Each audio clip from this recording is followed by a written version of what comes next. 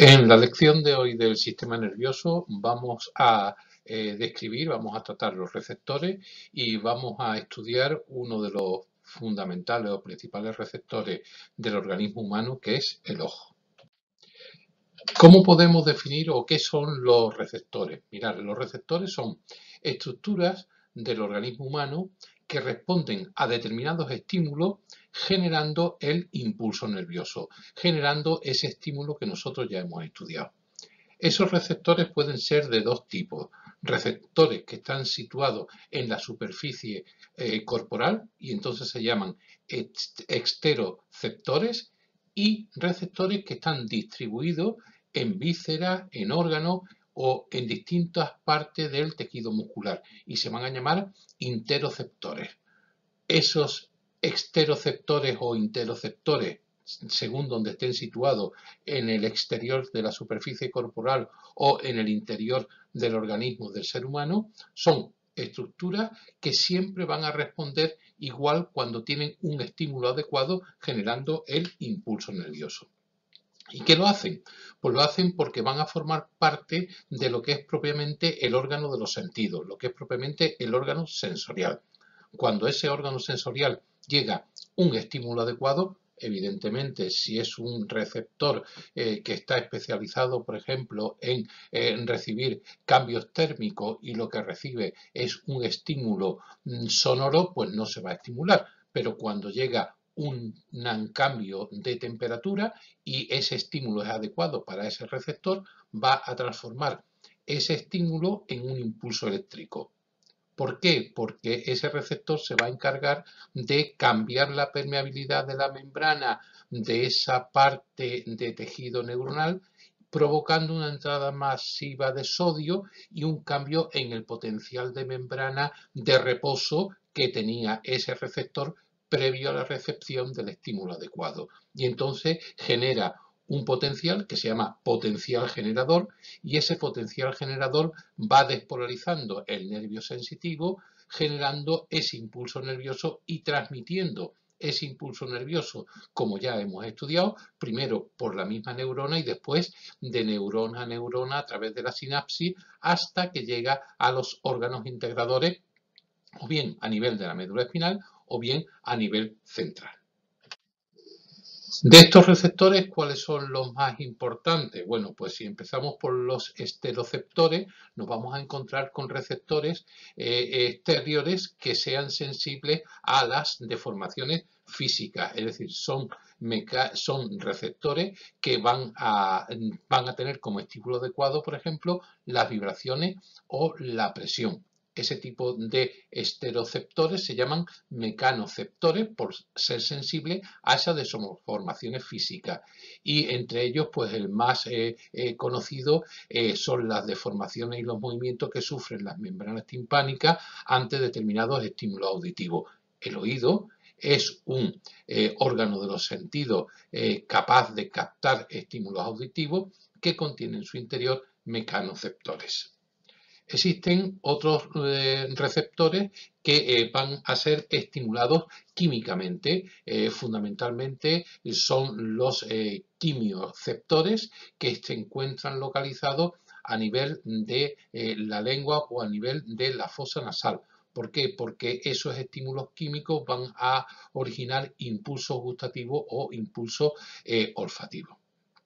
También tenemos esteroceptores que están especializados en captar estímulos lumínicos. Son los receptores visuales. Es el aparato ocular, que es el que vamos a estudiar fundamentalmente hoy. Y están incluidos el ojo, el aparato visual, dentro de los que serían los fotoceptores.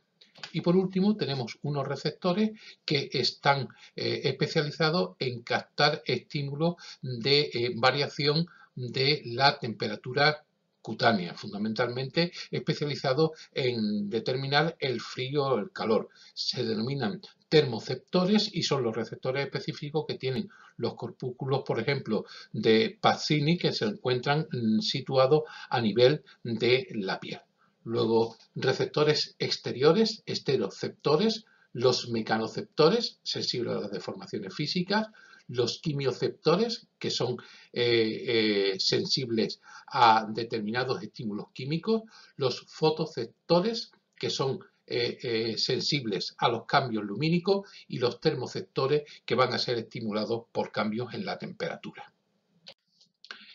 De los receptores internos, de los interoceptores, tenemos un tipo de ellos que se llaman los visceroceptores, que van a ser encargados de captar estímulos internos del organismo humano, como es la sensación de hambre, la sensación de sed o la apetencia por tener sexo, el líbido.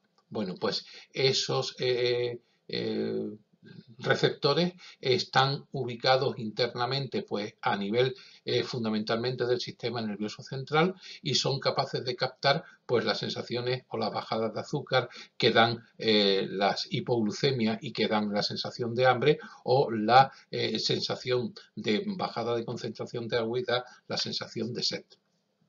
Existen otros receptores que están situados fundamentalmente entre los músculos, entre los tendones, aunque también los vamos a encontrar en el oído, que se llaman los propioceptores. Los propioceptores son aquellos receptores que van a estar internos, que van a estar estimulados por cambios del sistema locomotor, es decir, se van a encargar fundamentalmente del equilibrio. Por eso he dicho que esos propioceptores van a estar situados fundamentalmente entre los músculos, los tendones y las articulaciones, para que sean encargados de mantener con el sistema locomotor y dirigidos por el oído, como ya también estudiaremos, la sensación de equilibrio.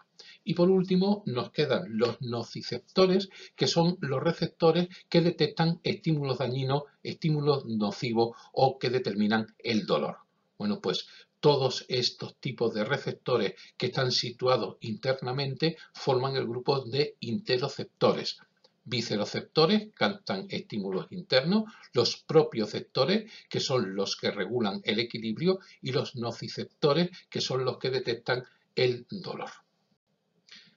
Dentro de estos receptores hemos dicho que hoy el receptor que vamos a estudiar en la lección de hoy es el ojo, el aparato visual.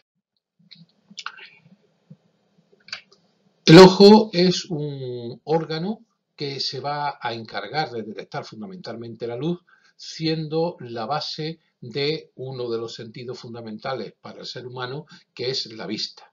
Nos sirve para disfrutar del paisaje, nos sirve para leer, nos sirve para orientarnos, nos sirve para deambular. El sentido de la vista es uno de los sentidos fundamentales en el ser humano. El ojo tiene una serie de sistemas que son sensibles a los cambios de la luz y es capaz de captar esos cambios lumínicos, esos cambios de la luz, esos colores, y transformarlos en impulsos eléctricos que posteriormente en nuestro cerebro van a ser traducidos a esas imágenes. En esos centros cerebrales, esas imágenes van a ser asimiladas, van a ser captadas y se van a elaborar respuestas consecuentes a las imágenes que son captadas por el aparato visual. Y como ya he dicho, la vista es uno de los 5 sentidos fundamentales que nos permiten de alguna manera comprender el mundo que nos rodea y desenvolvernos en él con normalidad. De aquí la importancia de este órgano. Externamente, el ojo es el órgano de la visión. Está compuesta por una serie de superficies recubiertas por folículos pilosos con función defensiva, me estoy refiriendo a las cejas y a las pestañas. Después tienen unos repliegues cutáneos que son los párpados, párpado superior y párpados inferiores, que van a estar todos protegiendo a lo que sería el globo ocular propiamente dicho. Ese globo ocular se mantiene gracias a sus músculos oculares, tiene en torno a unos 25 milímetros de diámetro y tiene un conjunto de músculos oculares externos y músculos oculares internos, que van a servir para sostenerlo dentro de la cavidad ósea donde se incluyen, y también para hacer una serie de movimientos oculares conjugados, que sirven para mover los dos órganos de manera simultánea pero contralateral, para permitir la visión binocular. Independientemente a esto, el ojo tiene el aparato lacrimal, que es un aparato muy interesante, formado por la glándula lacrimal, que está en el ángulo superior externo de cada ojo, que se va a encargar de producir de manera continua lágrima para tener esas estructuras que vamos a estudiar ahora a continuación totalmente humedificadas y protegidas, y esa lágrima va a ser conducida a través de todo el aparato visual hacia lo que es el conducto lacrimal, con dos puntos que están en el ángulo interno del párpado superior y en el ángulo interno del párpado inferior, y van a drenar el líquido restante, la lágrima restante, hacia las fosas nasales. Luego, la anatomía externa del ojo es muy simple: cejas, pestañas, párpado, globo ocular, aparato lacrimal y los músculos que lo componen. No obstante, lo más interesante, como siempre, nos lo vamos a encontrar internamente. ¿Cómo es la anatomía general del ojo? Pues mirad, antes de pasar a la descripción de cada una de las partes, lo que he intentado hacer es un esquema para dividirlo y así saber dónde estamos orientados. El ojo lo podemos dividir en dos segmentos, lo que es el segmento anterior y lo que es el segmento posterior del ojo. Dentro del segmento anterior veis que tiene dos cámaras, la cámara anterior y la cámara posterior. La cámara anterior, que está compuesta por una serie de estructuras que son las que vamos a estudiar y que tenéis aquí enumeradas: conjuntiva, esclerótica, córnea, iris y pupila. Y la cámara posterior del segmento anterior del ojo pues va a estar compuesto fundamentalmente por el cristalino y el humor acuoso.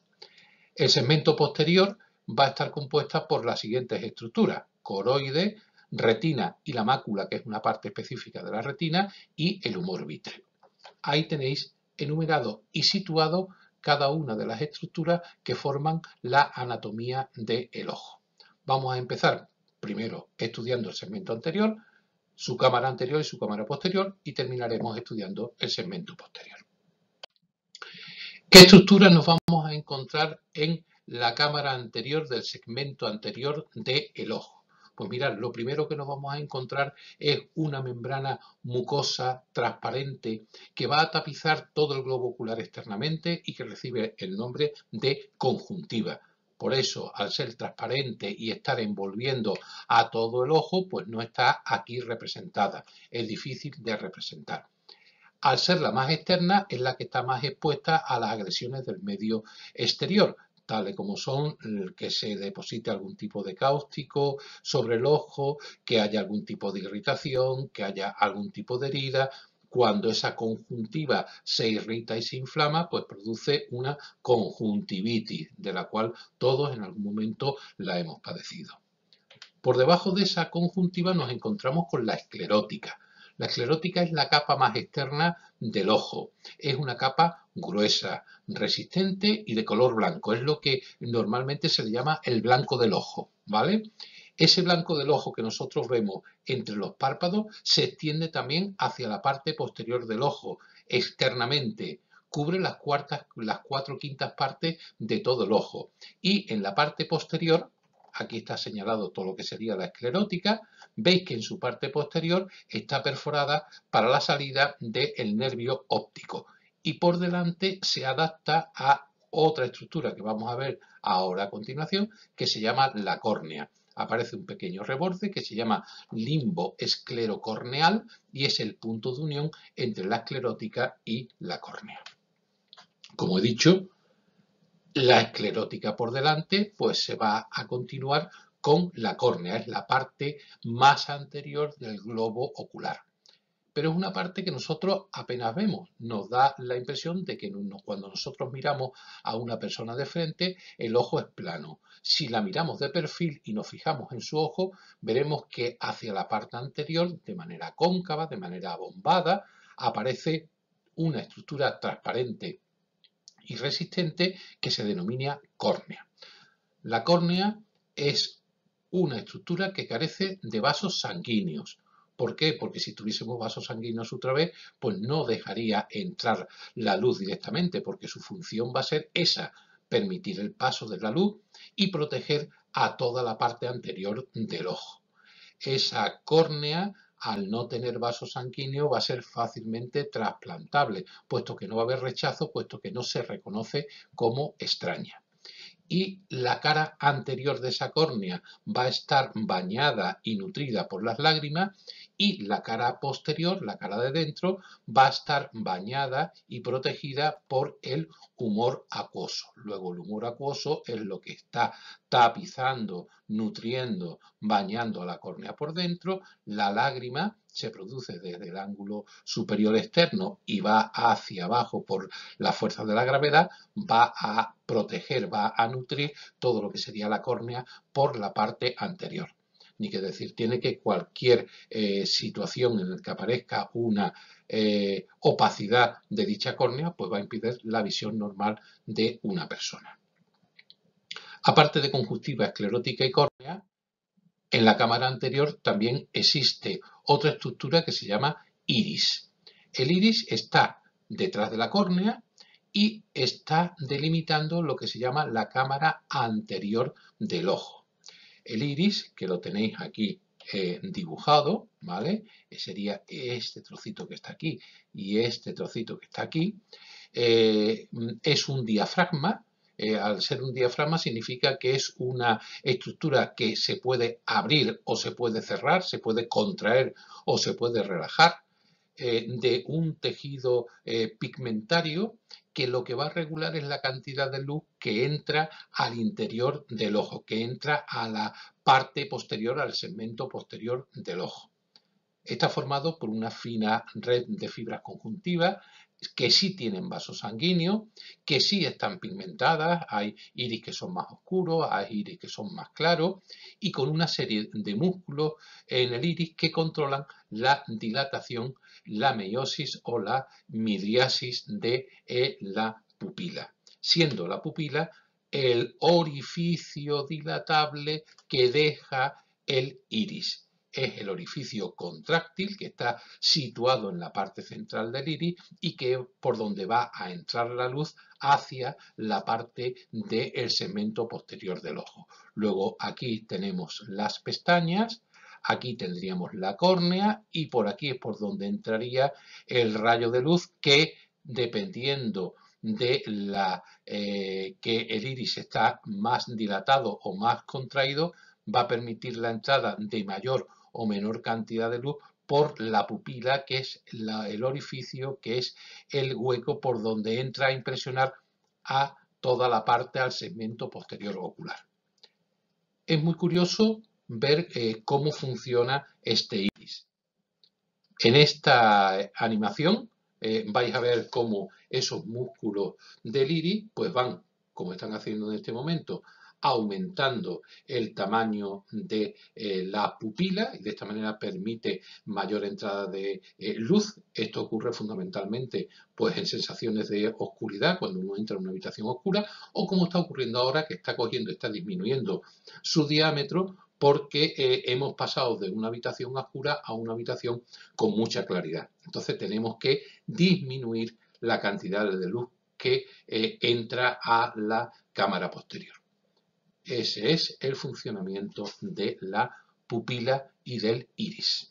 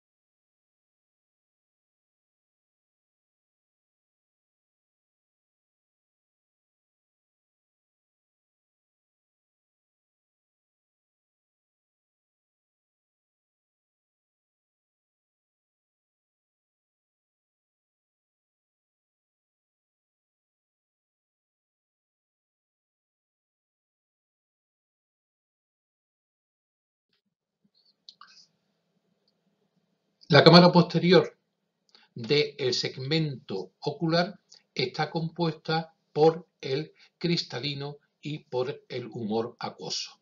El cristalino es una estructura transparente, es una estructura incolora, es una estructura flexible y también sin vasos sanguíneos que está situada justo detrás del iris y delante del humor vítreo. Va a limitar lo que sería la cámara anterior de la cámara posterior. Veis que en este esquema, de manera transparente, estamos intentando representar lo que sería el cristalino. Veis que está situado por detrás del iris, que aquí en este caso pues, es un iris coloreado en azul y que deja el orificio de la pupila en el centro. Bueno, pues aquí nos vamos a encontrar colgados de unos ligamentos que se unen a la parte superior y a la parte inferior, que se llama la zónula, ¿vale? Pues aquí nos vamos a encontrar el iris. Ese iris ya hemos dicho que limita por la parte anterior la cámara anterior y por la parte posterior pues tendremos la cámara posterior. Ese iris se va a encargar, también se le llama lente del ojo, se va a encargar de enfocar los objetos para que formen la imagen justo en la retina. Quiere decir que cuando entre la luz, cuando entre la imagen a través de la pupila, se va a encontrar con el cristalino, que es el que se encarga de enfocar para que la imagen se forme justo en la retina, no se forme ni de delante ni se forme detrás, que no va a hacer una visión enfocada, sino que lo va a coger y le van a enfocar justo para que vaya en la retina. Bueno, pues eso lo va a hacer el cristalino. Y el humor acuoso, que hemos dicho que es el líquido que está entre la córnea y lo que sería el propio cristalino, que es un líquido transparente, es un líquido sobre todo rico en agua y en determinadas proteínas, que es la que conforma lo que es la cámara anterior del ojo, y la función fundamental es nutrir, oxigenar a las estructuras que tiene en contacto, que son fundamentalmente la córnea y el cristalino, que hemos dicho que son las dos estructuras avasculares, es decir, que no tienen vasos sanguíneos para permitir que a su través puedan pasar perfectamente los rayos luminosos o la luz. El segmento posterior ocular va a estar formado por un conjunto de membranas puestas en capas la una sobre otra. La primera ya la hemos estudiado, que es la más externa, que es la esclerótica, veis que la tenemos aquí marcada, que hemos dicho que ocupa los 4/5 partes de todo lo que es el globo ocular, y internamente a esa esclerótica nos vamos a encontrar la capa intermedia que se denomina coroides. La coroides es una capa de tejido conectivo muy vascularizada, muy irrigada por vasos sanguíneos, que forma esa capa intermedia entre la esclerótica y la retina, y que como es rica en vasos sanguíneos, la función que va a tener fundamentalmente es nutrir todas las estructuras del globo ocular, fundamentalmente a la capa más interna, que es la retina. Veis que ahí tenéis determinada la retina, la tenemos puesta en un color muy llamativo, en color amarillo. Veis que además este color amarillo se continúa formando lo que sería el nervio óptico. Bueno, pues es la capa más interna del ojo, es una membrana que está pigmentada, que contacta con la cara interna de la coroide, a partir de la cual se nutre, y la cara anterior se va a contactar o va a tener íntimo contacto con el humor vítreo. Está situada en la superficie interior del ojo y en ella se van a encontrar las células sensibles a la luz, fundamentalmente los conos y los bastones. Los conos, que son los encargados de la visión de calidad, de la visión en color, de la visión con detalle, los bastones, que se van a encargar de la visión en blanco y negro y de la visión nocturna. Es realmente la retina, esa capa interna del ojo, la que realmente hace de fotoceptor, la que se estimula cuando le llega la luz, cuando le llega la imagen, y la que hace que se origine ese potencial generador que hemos dicho que se inicia permitiendo la entrada de sodio y haciendo que se transmita ese impulso nervioso a través de ese nervio periférico, que es el nervio óptico.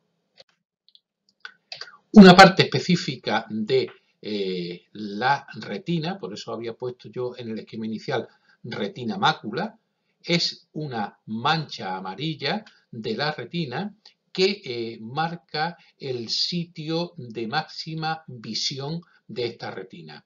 Es un punto, es la zona de máxima agudeza visual, es la zona en la cual se tiene la visión más fina ante los detalles que nosotros queremos ver. Aquí tenéis una imagen muy sugerente.